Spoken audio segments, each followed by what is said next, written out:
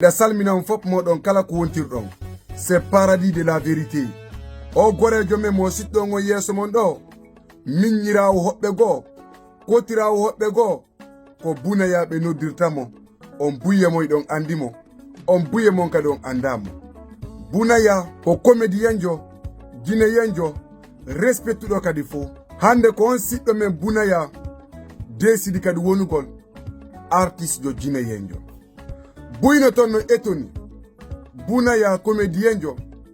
buna ya wonti artiste haysi dum etonale on sabuna hakkil ko joma mun nafi atawa buna ya ko dum o falano wadde adode hande yo hewtude me ko hande Allah subhanahu wa ta'ala muyi o wayi wadugol ko falano ko wadde ava ko mi mari ko mi yetto fami buna ya ko biddo bon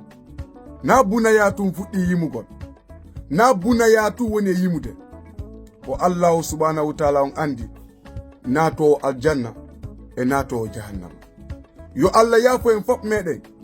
do yo ƴettutude sabuna alamu bonna Allah subhanahu wa ta'ala alamu wadali Allah subhanahu wa ta'ala on guddum ko Allah ya fo en fop meden watta en e yafabe buna ya ko di courage ko wakkilagol ta décourage parce que ko dum do berde mande yidi ko dum do falano da wadde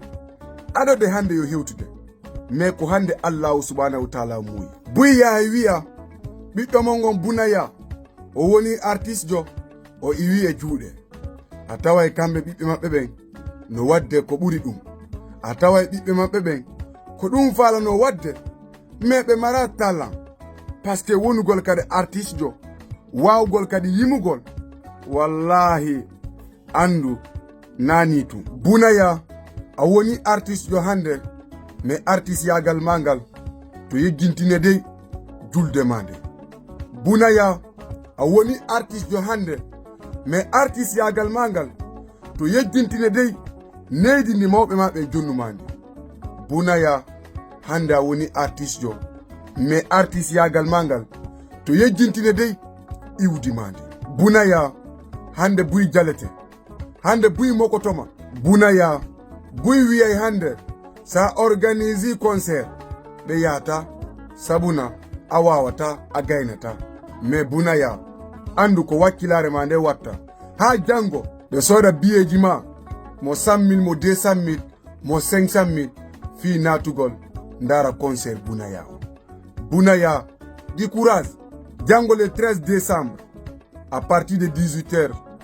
clip siddo men won buna ya yaltay be heditaaki ben taw heditedo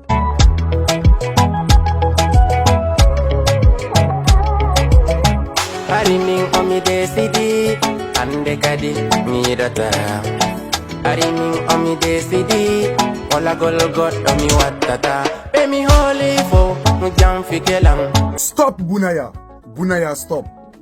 la famille jango à partir de 18h on fop mode de nodita onon fan be am ben paradis de la vérité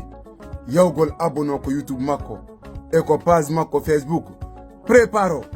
mo landi ballo jinembe ben fop buna ya andu no wonugol artiste jo c'est pas facile sa gayni desidugol wonugol artiste jo wakilo ha inde mande nata ko l'histoire na clip goto na clip didi na album goto na album didi wonugol vrai artiste jo nata ko histoire buna ya o foki wakilo da modda